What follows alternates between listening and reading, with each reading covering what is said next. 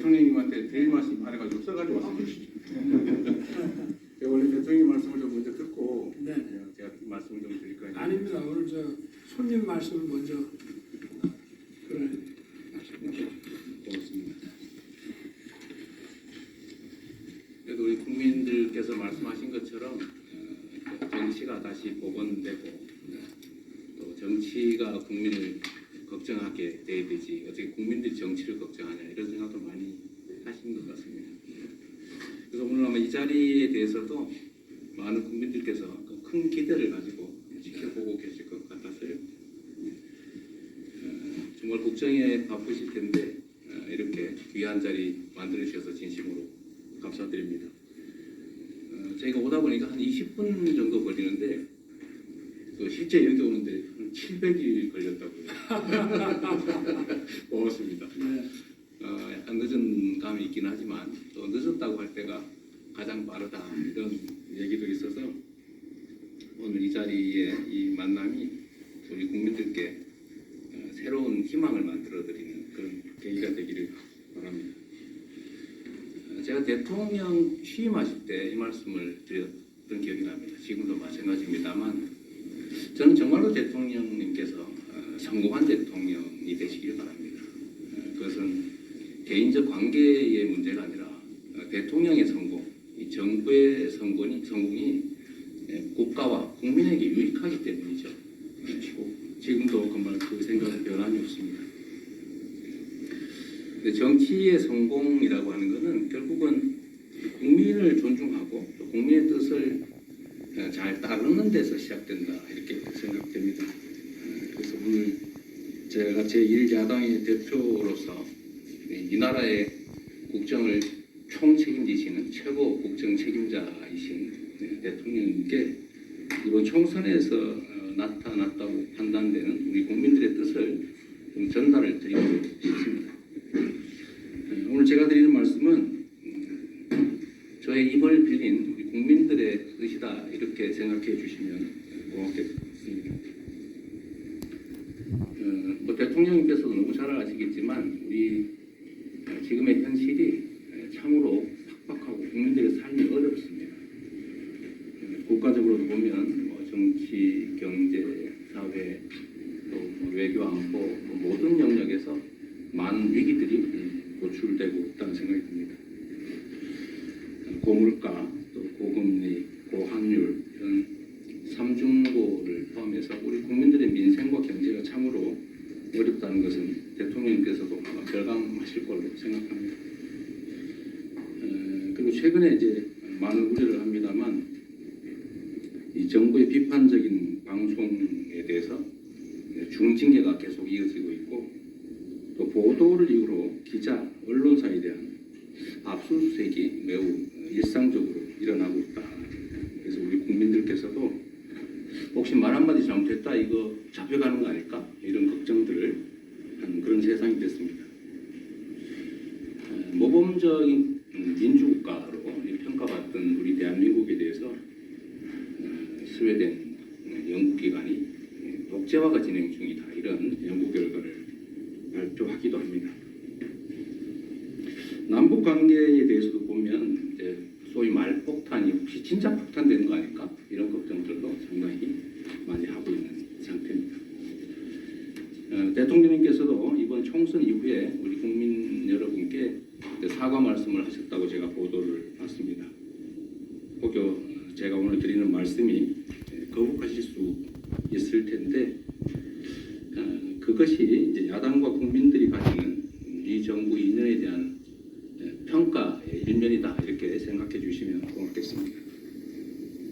저희는 이번 총선에 나타난 국민의 뜻이 잘못된 국정을 바로잡으라라는 준엄한 명령이다 이렇게 생각합니다. 우리 국민들께서는 이번 선거를 통해서 민생과 경제를 살리고 민주주의를 바로 세우고 평화와 안전을 지키라고 명하셨다라고 생각합니다. 민생의 어려움, 또 국가적 위기를 해결하는 유능한 국정, 모두가 법 앞에 평등한 공정하고 상식적인 국정, 편가르기나 탄압이 아닌 소통과 통합의 국정을 대통령과 여당에 주문하셨다라고 생각합니다. 2년 만에 처음 성사된 오늘 회담이 이러한 국민의 뜻을 받드는 소중한 자리가 되기를 바랍니다. 국정의 방향타를 돌릴 마지막 기회다라는 그런 마음으로 우리 국민들의 말씀에 귀 기울여 주시기를 부탁드립니다. 우리 국민들께서는 정치의 복원, 또 민생과 국민을 중심으로 한 국정을 요구하셨습니다. 이제 국정 동력을 민생 위기 극복에 집중할 때라고 생각합니다. 대통령님께서도 20여 차례 민생 토론회를 통해서 파악하셨을 것으로 생각하지만 참으로 민생 경제가 어렵습니다. 가뭄이 들면은 얕은 웅덩이부터 이렇게 말라가는 것처럼 모두가 어려운 상황이긴 하지만 이 중에서도 서민들, 또 소상공인, 자영업자, 골목이나 또 지방이 더 어렵습니다. 민간 경제가 어려울 때 이제 정부가 나서는 것이 원칙입니다. 우리 민주당이 제안한 긴급 민생 회복 조치를 적극적으로 검토해 주시기를 부탁드립니다. 특히 지역 화폐로 지급을 하면 소득 지원 효과에 더해서 골목 상권의 소상공인이나 자영업자, 또 지방에 대한 지원 효과가 매우 큰 민생 회복 지원금은 꼭 수용해 주시기를 부탁드립니다. 대통령님께서도 말씀하셨던 R&D 예산 복원 또 내년까지 미룰 게 아니라 가능하면 민생 지원을 위한 추경이 있다면 한꺼번에 처리를 하면 좋겠다는 생각을 가지고 있습니다. 전세 사기 특별법이라든지 다른 화급한 민생 입법에도 적극적인 관심을 부탁드립니다. 대통령님께서 결단하셔서 시작한 의료개혁 정말로 중요한 국가적 과제입니다. 그런데 의정 갈등이 계속 심화되고 있어서 고인 매듭을 서둘러 풀어야 될 것 같습니다. 2달째 이어지는 의정 갈등 때문에 의료 현장에 혼란을 겪고 우리 국민들께서도 피해를 입고 있습니다. 정부의 전향적인 태도 변화, 그리고 의료진의 즉각적인 현장 복귀, 공공, 필수, 지역의료 강화라는 이 3대 원칙에 입각해서 대화와 조정을 통한 신속한 문제 해결이 꼭 필요합니다. 다행히 정부도 이미 증원 규모에 대해서 유연한 입장을 보이고 있습니다. 우리 민주당이 제안드렸던 국회 공론화 특위에서 여야와 의료계가 함께 논의한다면 좋은 해법이 마련될 것 같습니다. 의대 정원 확대 같은 의료개혁은 반드시 해야 될 주요 과제이기 때문에 우리 민주당도 적극적으로 협력하겠다는 말씀드립니다. 또 한 가지 중요한 주제가 이제 연금 개혁인 것 같습니다. 연금 개혁은 미룰 수 없는 중요한 과제인데 참으로 어려운 과제이기도 합니다. 대통령님께서 과감하게 연금 개혁을 약속하시고 또 추진하는 점에 대해서 국민의 한 사람으로서 매우 감사하게 생각합니다. 최근에 국회 연금개혁특위 공론화위원회에서 소득 대체율 50%, 보험료 13%로 하는 개혁안이 마련됐습니다. 대통령님께서 정부 여당이 책임의식을 가지고 이 개혁안 처리에 나서도록 독려해 주시기 바라고 우리 민주당도 적극적으로 협력하겠다는 말씀드립니다. 우리 대한민국은 대통령께서도 법률가이시고 하니까 너무 당연하게 알고 계시겠지만 상권 분립 국가입니다. 행정부의 수반으로서 국정 업무 수행에 여러 가지 어려움이 있으실 것으로 생각됩니다. 그러긴 하지만 대통령께서 국회를 존중하고 야당을 국정의 파트너로 인정해 주시면 좋겠다는 말씀을 드립니다.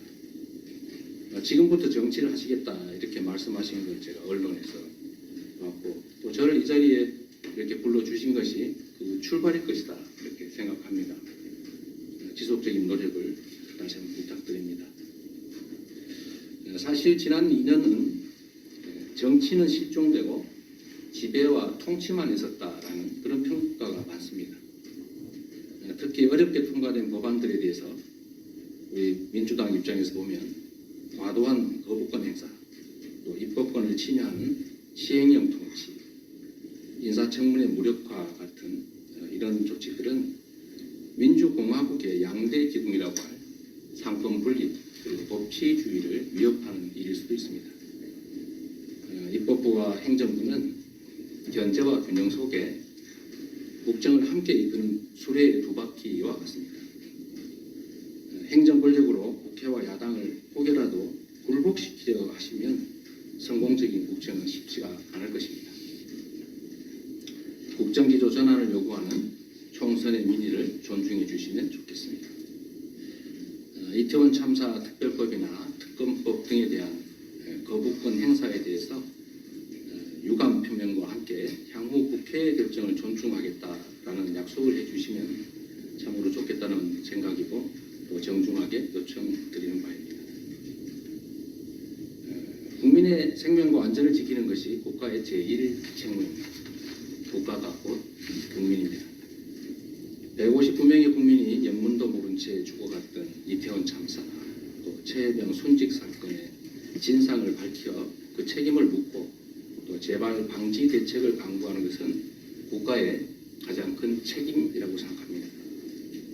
최혜병 특검법이나 또 이태원 참사 특별법을 적극적으로 수용해 주실 것을 요청드립니다. 그리고 이번 기회에 국정 운영에 큰 부담이 되고 있는 가족 등 주변 인사들의 여러 의혹들도 정리하고 넘어가시면 좋겠다는 생각입니다. 미래의 의제들이 또 중요한 것들이 몇 가지 있습니다.